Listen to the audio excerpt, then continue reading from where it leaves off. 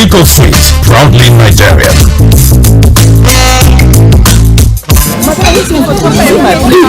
Adam Bokoto will go senior school, put two roundabout, and not At 98.3 FM.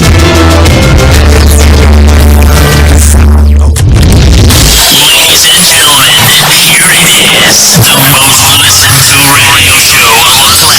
and the other stations are tuned in too. Welcome to the Morning Express on Mainland 98.3 FM.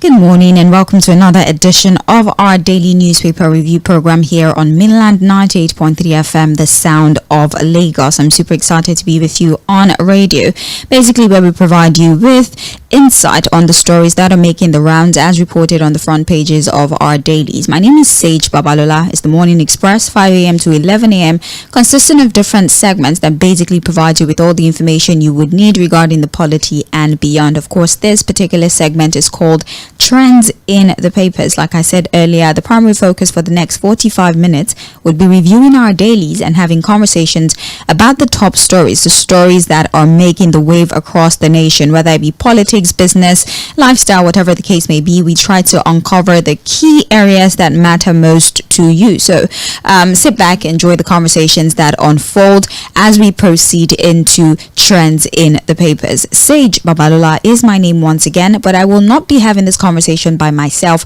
For the in-depth analysis that was promised to you, Fᴜʟʟᴏ will be joining us virtually this morning as always to provide some sort of insight and create some sort of comprehensive background into the stories that we would be talking about or dialoguing about this particular morning. Of course, we have our dailies with us, The Punch, The Guardian and Vanguard newspaper.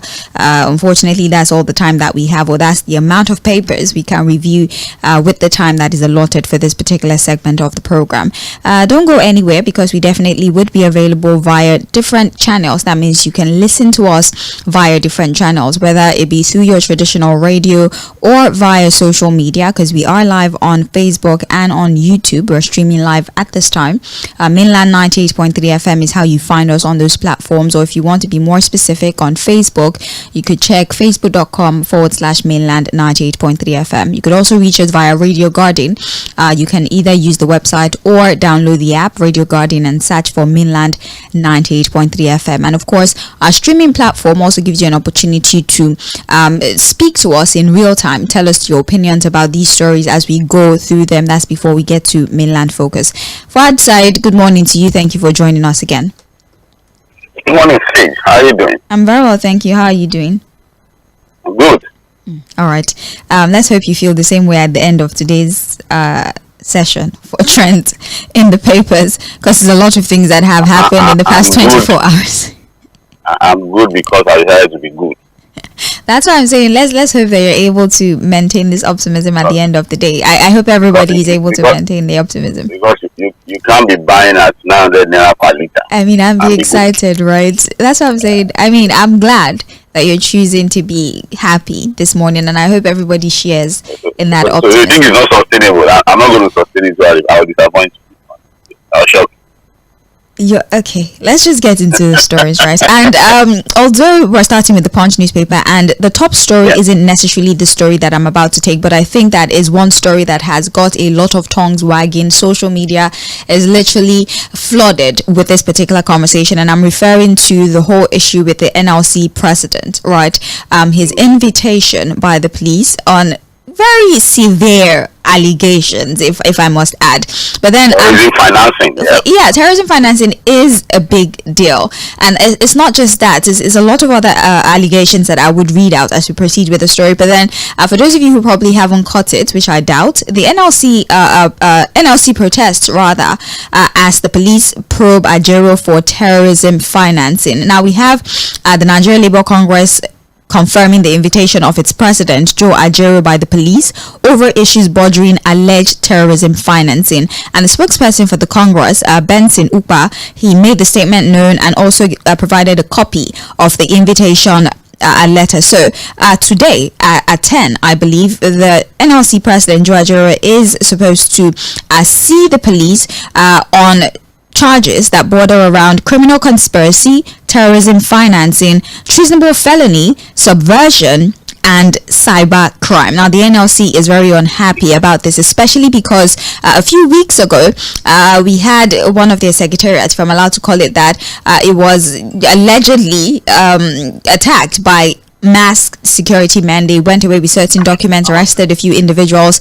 They're still asking for an investigation into that incident, and now the NLC president has received a letter to answer to the crimes that I have listed, the allegations that I have listed above. Now, the reaction of people forward is that incidences like this one can be interpreted as the rights of individuals to express their displeasure with government by means of protest is deliberately being stifled, is deliberately being trampled upon by those at the helm of the affair. What do you think of this notion that this action by the police is planting in the minds of the average Nigerian?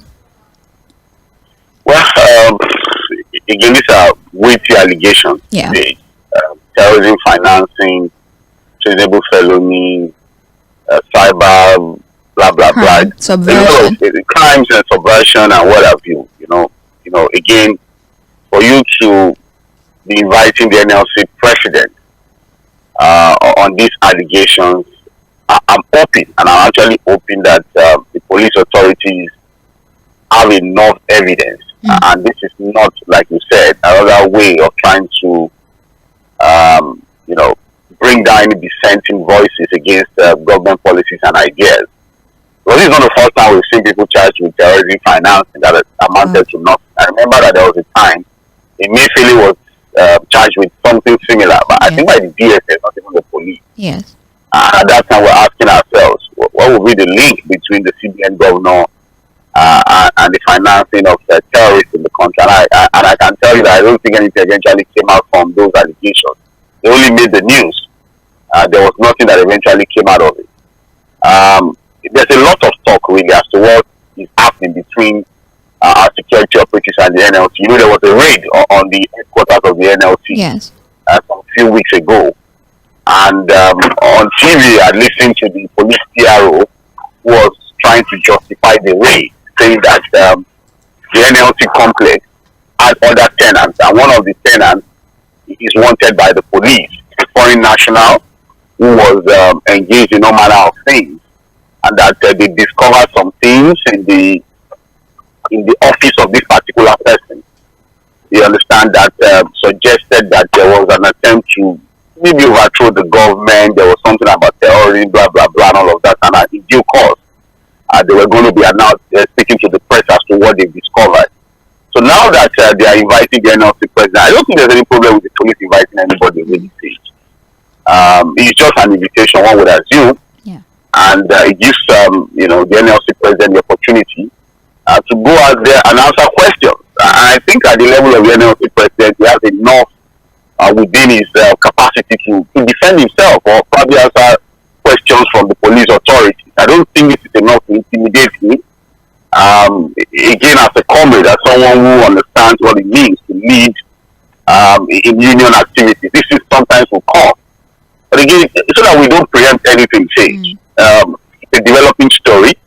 The NLC have also issued a statement calling it a form of harassment. But what they have said is that, look, they will have to also bring forensic experts to check if their offices have not been bugged. Right. From the recent raid. They are not even sure that things have not been planted in their office. But the disturbing thing for us, as a journalist to say, is that, look, we need to begin to question the operations of our security operators, because we are seeing these Gestapo kinds of operations that we only knew during the military era, where people's offices are bumped into, people's offices are bumped into, people are invited on trumped-up charges and what have you, that amounts to a form of harassment. But whatever it is, Mr. Joe Ajaero, the NLC president, I'm sure, understands what is at stake for him. He has an opportunity, of course, I'm sure he will go. He should honor the invitation, look at the charges, answer questions, and the police authorities, I'm sure, would also operate within the ambit of the law. If indeed they have anything against that, they should allow you to have his day in court. And at that time, more things will be revealed. Right. Well, that story is on page 29 of the Punch newspaper. It's pretty much everywhere, but if you rather read the Punch report, is on page 29. Now, to the primary story on the front page of the Punch, of course, the fuel scarcity is the top story. We have tankers besiege depots as petrol shortage worsens. And we have a number of riders here. The riders being independent outlets sell at 950 naira to a litre. At black market hits 1,400 naira to a litre. Many fuel trucks yet to load. NNPC not supplying enough petrol yet, and this is according to Ipman. Now, the body of the story tells us that many tankers are currently at various depots in Lagos waiting to load premium motor spirit, popularly called petrol, for onward delivery to states across the country as the scarcity of PMS worsens. It was gathered on Monday that though some of the trucks had started loading, the supply of the product by the Nigerian National Petroleum Company Limited was still not enough. Oil marketers have confirmed that the commencement of loading has begun, but expressed fears that the queues might not disappear up until Friday, and we've seen the queues across states in the federation. So here is the problem. Earlier, the marketers, or those who mostly constitute the downstream sector, told us that the scarcity was as a result of the protest that happened from the 1st to the 10th of August. But now NNPC is telling us that there is a problem with supply. So as it stands, we have trucks at the depots that are waiting to load. But the report is indicating there's not even enough supply for all of these trucks to load. And so chances are this scarcity is going to linger for a very long time until they're able to deal with the supply shortfall. And because NNPC is the primary supplier, at least at a price that some of them consider for now as the primary supplier for now, and their prices are still somewhat they're affordable compared to the private depot owners. Most of the trucks are queued up at the depot waiting for NNPC to supply. But with all of this, the summary of all of this, Fuad, is that the queues might linger for a very, very long time. And Fuad, if you permit me to take this story that is somewhat related, right, or two other stories that are related, the NNPC did declare profit, 3.3 trillion naira, right, and about 2.1 trillion dividend. And in fact, they're saying in a few months we should be able to do some 2 million barrels per day with production, right? And in the same vein, Fuad, let's do all of this together so that you spend time analyzing the story. So please forgive me for fusing all of this together. Now, aside from that, we have a report that the subsidy payment that the government is trying so hard to defend or to debunk, facts continue to prove that there is something of a subsidy payment. But what we have now is semantics. The NNPCL has explained that what they are paying is called a shortfall. Now, when they get the supply, of course, from their foreign suppliers, the federal government told them to sell for half the price. And so that shortfall is what they're paying for. And then monies, yes, they call it shortfall. I'm just using the words that they use. I'll tell you that we have about 10 weeks, correct? Well, they say that the monies have not gone from the NNPC to marketers. It's when the money goes from NNPC to marketers, that is when it's a subsidy. But now it's it's the federal government that is giving them money to sell for half the price. So the money is going to the NNPC. Yes, and not the marketers. If it was going to the marketers, then it's subsidy. But it's not going to the marketers. It goes where? I don't know. The federal government pays to them directly, and so they take care of the shortfall. So that's the story, Fuad. Go ahead. These people are whining us. Basically, just whining. You know what?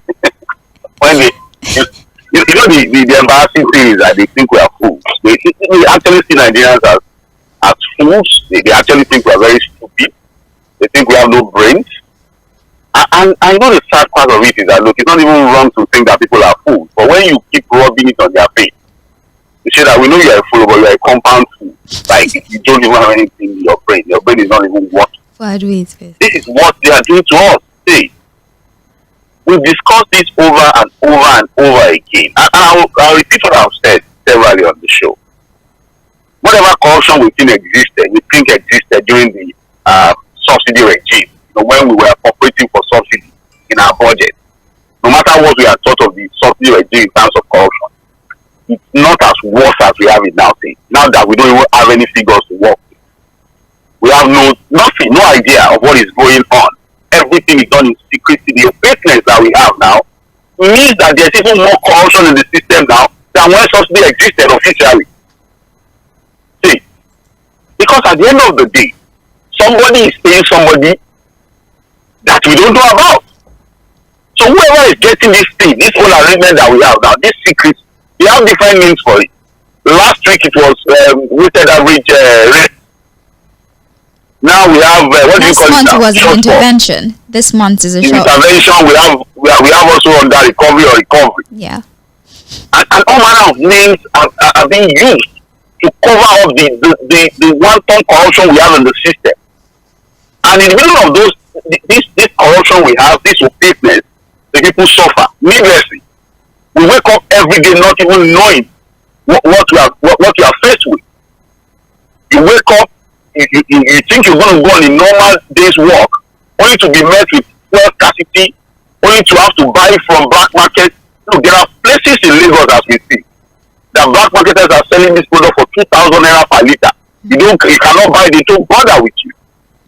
Somebody called me from Abuja yesterday and said that, look, Lagos, you guys are even enjoying whatever you think you're going through in Lagos. It's a chance to what we have been facing in the last 8 months in Abuja. It's almost like a weekly thing. We wake up to queues. And in other parts of the country, the urban centers are facing this. Say, imagine what is happening in the local areas. Right. Just if we're in the urban center and we have to go through this, imagine what the people in the local areas are going through at this time. Most likely they are buying at over 1,000 naira per liter. And why people are going through this suffering, this active, this needless pain? These guys are there waking up every day to give us all manner of excuses.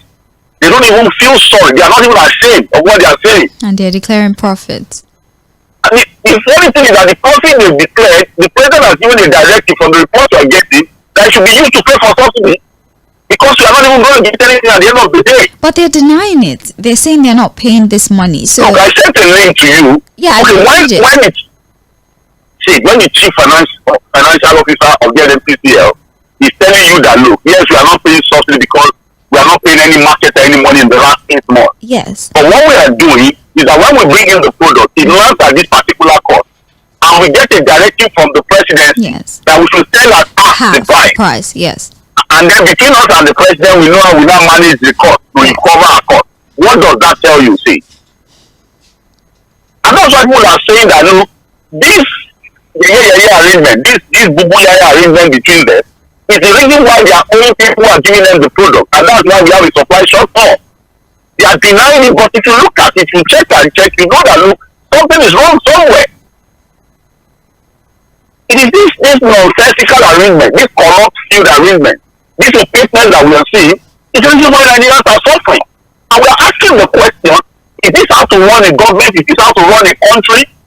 And we keep defending and defending it because of party interest, because of some pecuniary useless interest. Is that how we're going to continue our life as a people, as an oil-producing nation? We wake up every day not knowing what we're going to face again. Is it a crime to be a Nigerian, say? An oil-producing nation going through this needless pain, suffering, because some people have refused to take off their hands from the cookie jar. They just want to continue to enrich themselves at the pain and sufferings of the people. Is that how to run a nation? Subsidy is gone. Look, say, when subsidy existed, see, look at the irony. Oh, they came up with all manner of excuses, all manner of explanation. Subsidy had to go. It's unsustainable. Oh, we're only feeding a neighboring country. See, oh, it was only benefiting the rich. Forgetting that, look, every subsidy regime in other parts of the world will first benefit the rich and then trickle down to benefit the poor. It's what it is. When you subsidize, yes, we agree. First, it will benefit the rich, but the trickle down effect will eventually get down to the poor. So it's not even enough to use that to demonize the idea of subsidy. In other parts of the world, they subsidize things for their people. The most poor and vulnerable get the advantage of subsidy at the end of the day. In Nigeria, everything that works in other places is demonized and is said to be unpracticable. At that time, that subsidy existed, despite all of the things that was done to demonize the idea of subsidy. How much will we buy a liter of fuel? See? Oh, they will tell you we're borrowing to pay subsidy. Oh, we're doing this to pay subsidy. Oh, we're only feeding neighboring countries. It was unsustainable. Okay, now that they say subsidy is gone, look at what we are going through. Is it not even better that we keep the subsidy, work around the corruption within the subsidy regime than what we have now? Because at the end of the day now, we in trying with their own wisdom to solve the problem, they've created a bigger problem now. We don't even know what we are dealing with. We have no figures to work with. What we have is secrecy, denial, lies, corruption. When a clearly yesterday was at the state house, look at the way he was even struggling to defend the idea of subsidy. Shamelessly, they can't even defend this ridiculous situation we have in the country at this time. And nobody cares. Nobody's asking questions. Nobody's asking questions. And I said it yesterday to Sandra. We can't fix our refinery. We are being told now that the committee, that has been set up to ensure crude oil is sold locally at Naira, they've met and they said, well, that will start to happen in October. It will start to happen in October. All right? And again, on Port Harcourt refinery, we are still waiting. Well, they did say that by November, we should see increases in production from the Port Harcourt refinery in addition to Dangote refinery. So November 2024. Wait. I wish you said the date from August down to November. Well, the report says November. November for what? Supply of product from the Port Harcourt refinery. So as the day shifted from August to November, so that we know what we are dealing with again. We can wait. We'll take November again. I'm just reading the report to you, but I have nothing to do. Just saying now. What did they tell us? That it will work in August? Maybe now that they are saying that we should. Okay, so who is telling us this November date now? Well, that's the outcome of the committee. Yeah, exactly, the meeting. So apparently by October they will start sale to Dangote refinery and all the smaller refineries in Naira. By September we should see rollout of PMS, and by November we should see increase in supply from Dangote refinery and the Port Harcourt refinery. Those are the timelines. Okay, so when will Port Harcourt refinery start working? In November now, Abi. So that moves to November. Apparently, they'll be angry. I don't think I'm angry. Only time I don't think that I understand that. Look, where we have gotten to now, let's keep whining ourselves. Let's just keep deceiving ourselves. You understand? Because again, this is a classic way of killing a nation, not building a nation. No nation thrives with this level of corruption. No nation thrives with this level of unseriousness. No nation thrives with this lack of accountability. No nation thrives with this level of misplaced priority at the level of government. No nation, take it from me. Forget about all of this sloganeering. Forget about all of these timelines and the committee upon committee. We've said this several times. In Nigeria, when the government pretends to want to solve a problem, but in reality they are not even going to solve anything, they set up a committee. Every presidential directive now comes to the committee. Every presidential directive now comes to the committee that now seeks to begin to come up with all manner of excuses and timelines. We are now inundated with useless timelines that we know will amount to nothing at the end of the day. Take it from me. You see, the reality is that, look, until we decide to tell ourselves the truth, one of the first truths we need to tell ourselves is that, look, the president jumped into the subsidy removal decision without a plan.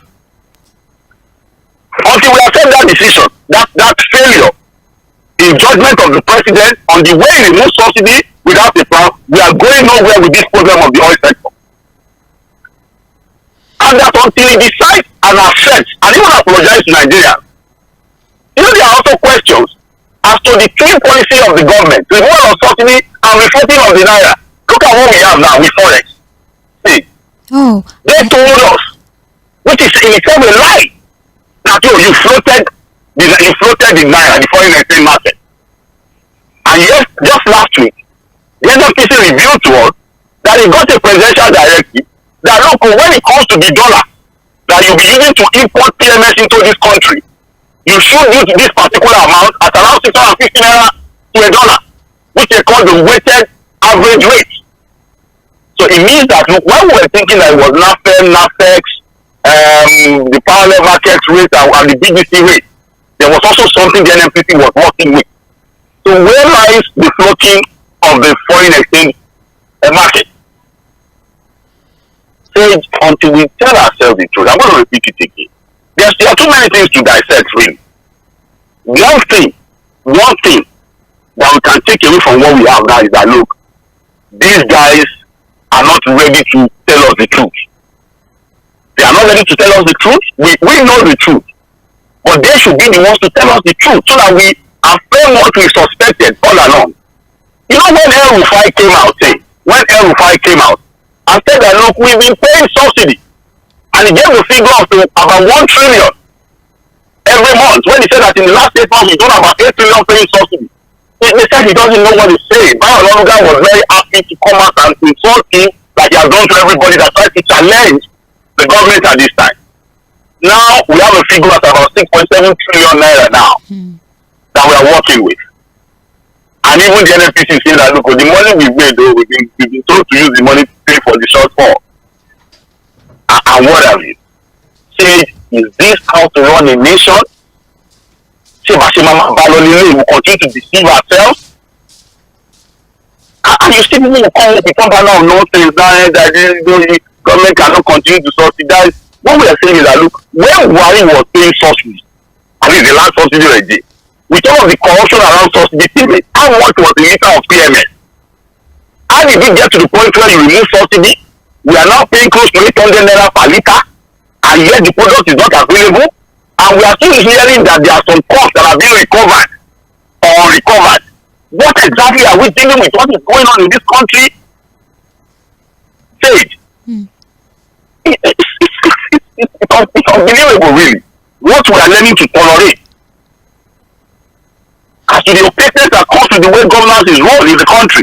So, again, it's not for Nigerians to pick up these things and make their own decisions and opinions from it. Right. We said what we need to do as journalists. We brought out all of the issues. We keep dissecting it. Like I tell people, nobody is here to force any opinion on anybody. We want you to get thinking about these things. Open your minds to these things, understand what we are saying, and understand at the end of the day that this is not how to build a nation. Fuad, do you remember how 10 minutes ago I told you that your mood probably won't be the same as from the start of the show? Yeah, no, my mood has not changed. Please. I'm fine. Yeah, just doing a Odeshi for us. Anyways, if you're just if you're just joining the program, you're listening to Trends in the Papers on Mainland 98.3 FM, the sound of Lagos. We're looking at the Punch newspaper, reviewing the story. The most prominent story across all the papers is actually what's going on within the oil sector, especially amidst the fuel crisis that we're going through at this time. Well, the information tells us that we might not see any form of respite in the coming days because there's been a difficulty with loading, there's been a difficulty with supply, amongst the many other challenges that is unfortunately besieging the oil sector. There's also... Northwest on Badara yesterday, that filling station on Badara, close to our office. Yes. If you see the queue... I did. It's traffic. There's been a lot of traffic lately because the cars are queuing into the express. That Northwest own should be the record-breaking queue. The Guinness Book of Records, longest queue. I did see it going on yesterday. Yeah, I saw it. From that Badara end, the queue was going for as long as Obanipuru. I saw that. On the Lagos road. Yeah. Imagine from Badara. And that's what you have around now in Lagos. People are suffering. Look, and because of this situation, people that are going to work are going through needless suffering. Look at their faces at bus stops. Prices of cost of public transport has gone up. The vehicles are not even available for them. Nigerians are tired. Wow. It's looking like a hopeless situation, see. As much as Nigerians are encouraged to continue to take care of themselves, find hope anywhere they can get it from legitimate means only. This action from these guys does not give anybody hope. When people start to jump around and they'll say they are not patriotic, you are doing that. Who want to stay with this, with what we have now? Well, you train doctors, they want to run out. You train nurses, they want to run out. Our best IT brains have all left the country. Right. Everybody wants to leave the country and we're not even in a war situation. But the failure of government is almost looking as if we're in a war situation because you wake up every day not even knowing what you're going to be faced with. Well, the outcome of the committee meeting has extended a level of hope to Nigerians as they promise to start to sell crude to Dangote and other modular refineries in Naira by October and by September, I beg your pardon, and by October we should see a rollout of product from Dangote refinery, hopefully at a reduced price, and that by November the Port refinery should be functional and there should be an increase in production from that refinery. And amidst all of this, the NNPCL has declared profit of 3.3 trillion naira and also 2 billion naira dividend for the year 2023. And also they've promised a 2 million barrels per day crude oil production soon. Is it November? So we know it's a golden November. Everything will come back to normal. November. Soon.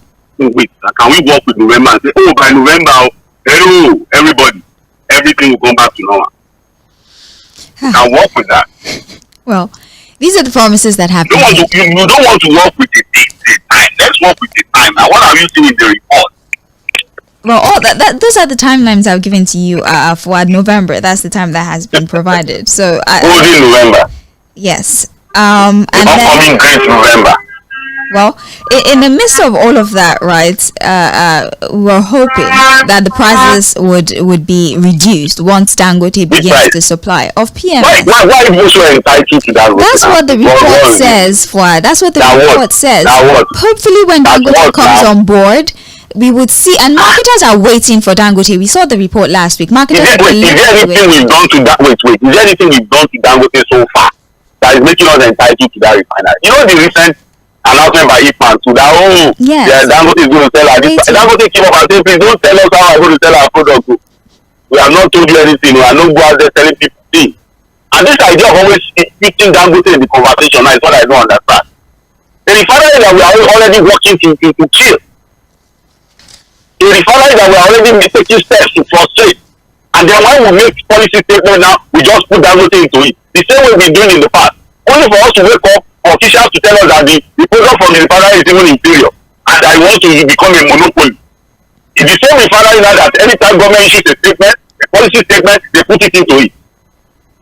So where is that entitlement coming from? And that's why some of us think that look, a lot of these conversations from government is amounting to propaganda and lies. When you consistently say something and it does not happen, what do you call it? I don't know. You don't tell us. You don't know what they call it? I don't know what they call it. You don't tell us. Don't worry. Continue. Continue. Well, I decided to take the bulk of these stories together because honestly, the crude conversation takes up the entire papers for today. It's just other stories that are attached to it. Anyways, in the midst of all of this, there has been a lot of conversation about the president's decision to get a new jet. We have opposition that have been speaking. They've been expressing their upset about the decision to get a new jet in the midst of all of the economic hardship that the country is experiencing at this time. I'm trying to pull up that particular story. All right, I have. Sorry, yeah. Yes, the People's Democratic Party and the Labour Party on Monday has berated the President Bola Tinubu's led federal government for purchasing a new presidential jet worth $100 million without the approval of the National Assembly. Now, the PDP Deputy National Publicity Secretary Ibrahim Abdullahi and the Deputy Youth Leader Timothy Osadolo described the action of the government as insensitive, while Nigerians are generally facing hard times, and they're struggling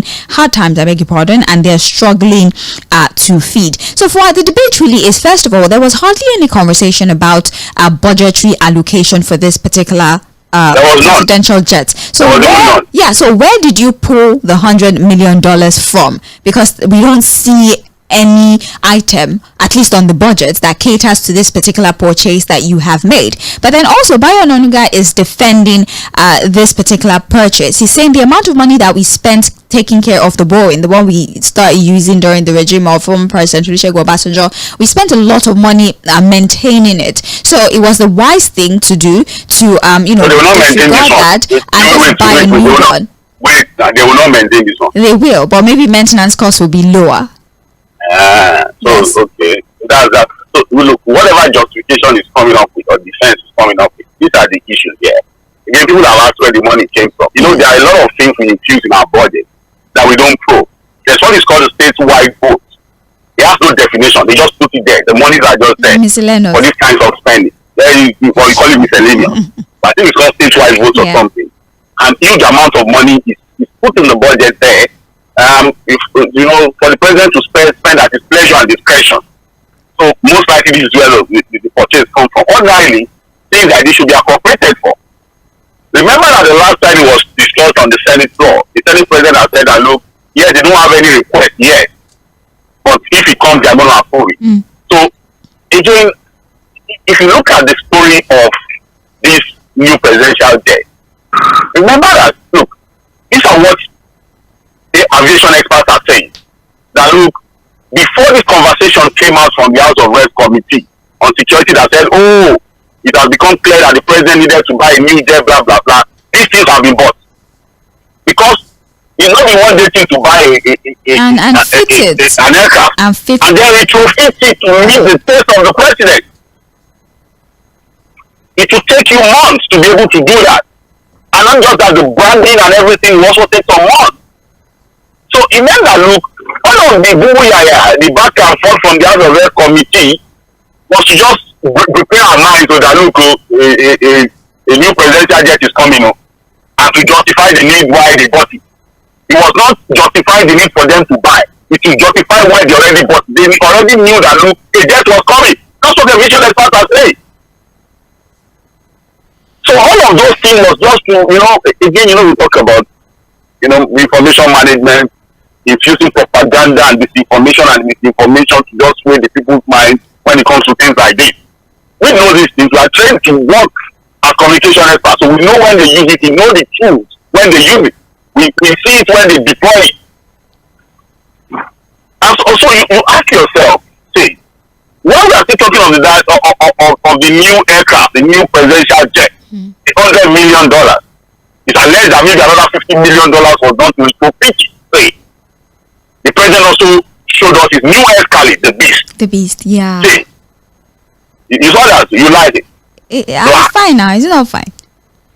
It's fine. Yes, now. The old president, do you want him to enter Molue? What? It's not. But there was, but President Muhammadu Buhari was using a solid vehicle to Mercedes-Benz S-Class.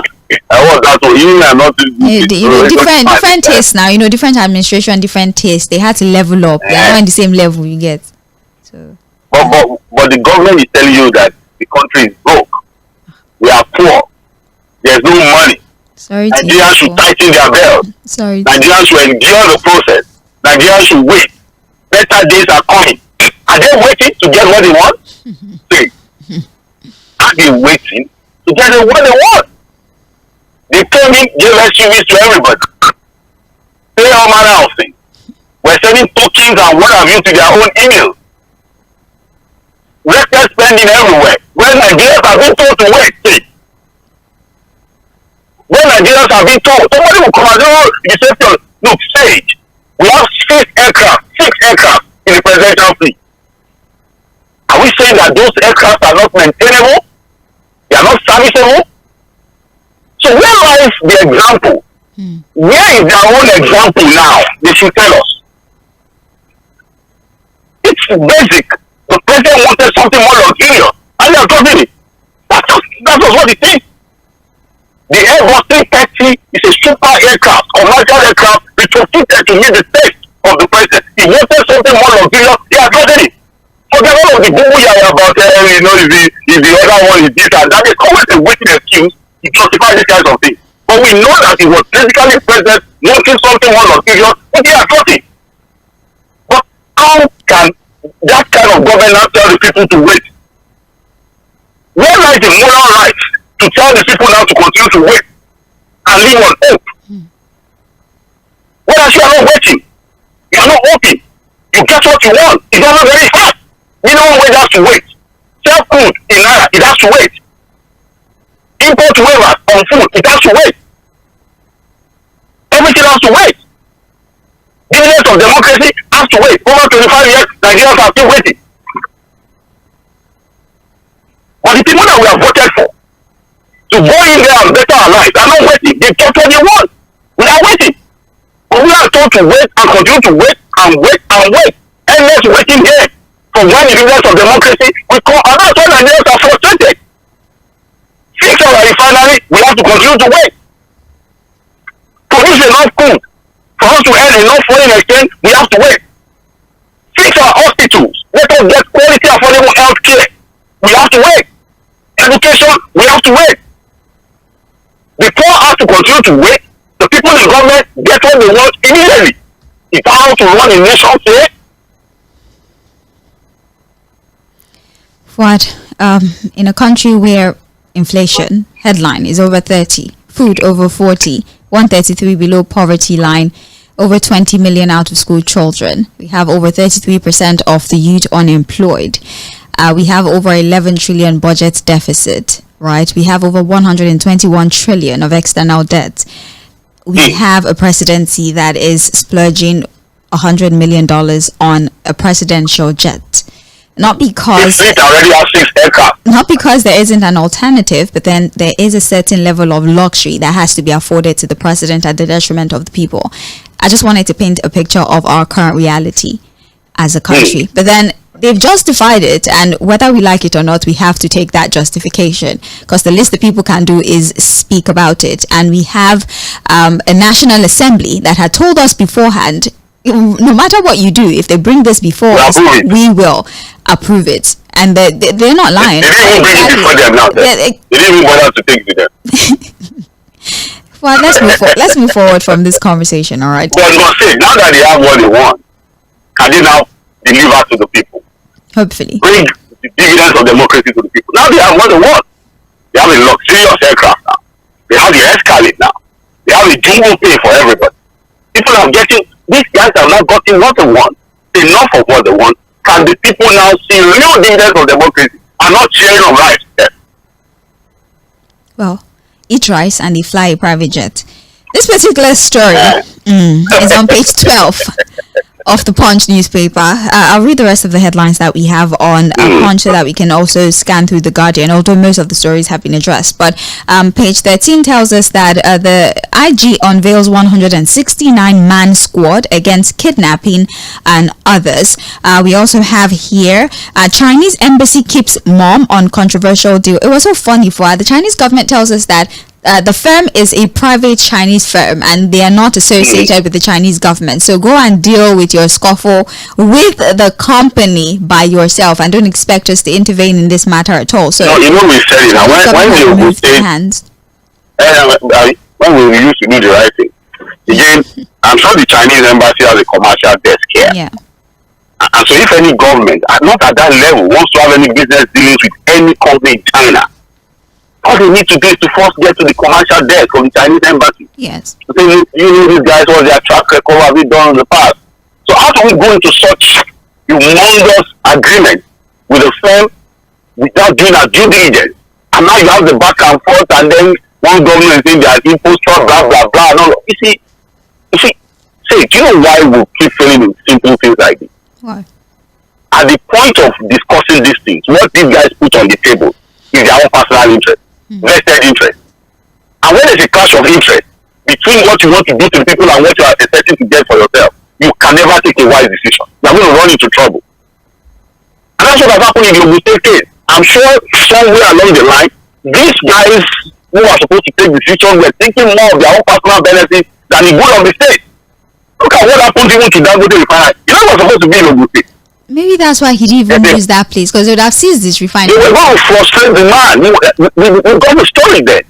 There was a back and forth between him and one of the former governors as to one manner of things. And when the man felt like, you can't continue to give me any kind of training conditions, and I take it away. And Lagos State saw the opportunity and said, we have land for you. Even though the other million they pay to Lagos State, we are still asking questions. I'm obviously not law. $100 million to Lagos State. They need to tell us who got the money. Did Lagos State get the money? Did it eat the Lagos State post and treasury? What did you do with the money? That's also one question that Goshen are asking. You know, they said those ones in the man left them. Now they are saying, look, the Chinese embassy will look at you and say, look, you guys refuse to do the right thing. Make your own. It's on page 20 of the Punch newspaper. Pages 4 and 5 tells us open defecation, Ogun plans Kara market relocation, and a mobile court. All right, that's everything we have for you for the Punch newspaper.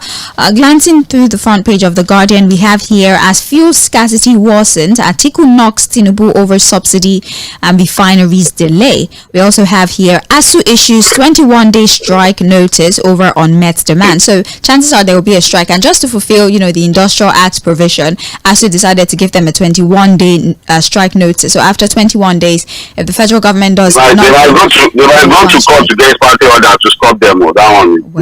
Well. And it's so ridiculous why that these arguments are still things from the negotiation of 2009.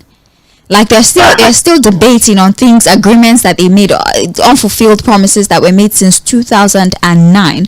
But anyways, it's on page 5. 21 days notice has been granted to the federal government. We might see students sitting at home for God knows how long in the nearest future. It's on page 5 of the Guardian newspaper. We also have the misplaced priority of state creation agitation is an editorial if you would like to read that. Bandits kill Katsina governor's aide. Others abduct 29.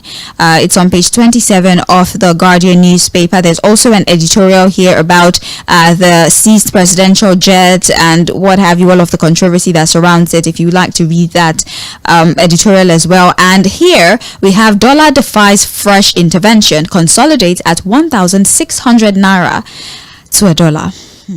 Deep sigh. That's on page 15. 1,600 naira to a dollar. Yes. That is what we are dealing with. That exactly is what we're dealing with. And we still don't have the discipline, to begin to, be a bit more cautious with our spending. Our taste for luxury.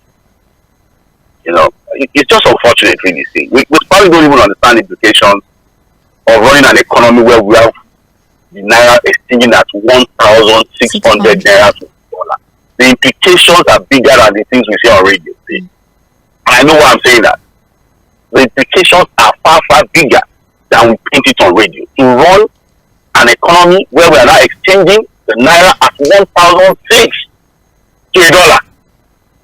As we speak, the Benin Republic currency is even now stronger than our own currency. Please don't say that. It's painful. Please. You don't want to hear that. It's okay, let's making my chest to rise. rise. Please don't say that. Hey. Please don't say that. Well, as much as we try to soften the liberals in Cotonou don't want to come to Nigeria. To do what? We used to go there. We used to go there because it was an advantage to us. So what exactly are they coming here to do?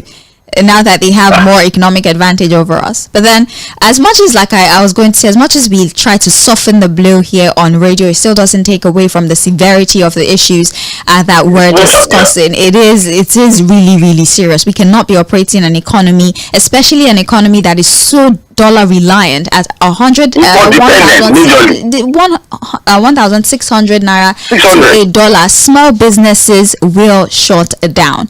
Before those at the higher ups are affected, it might take a minute, although the multitude of them are already leaving. But it's going to be a sorry story for small businesses in the country, especially at the current interest rates that we are operating.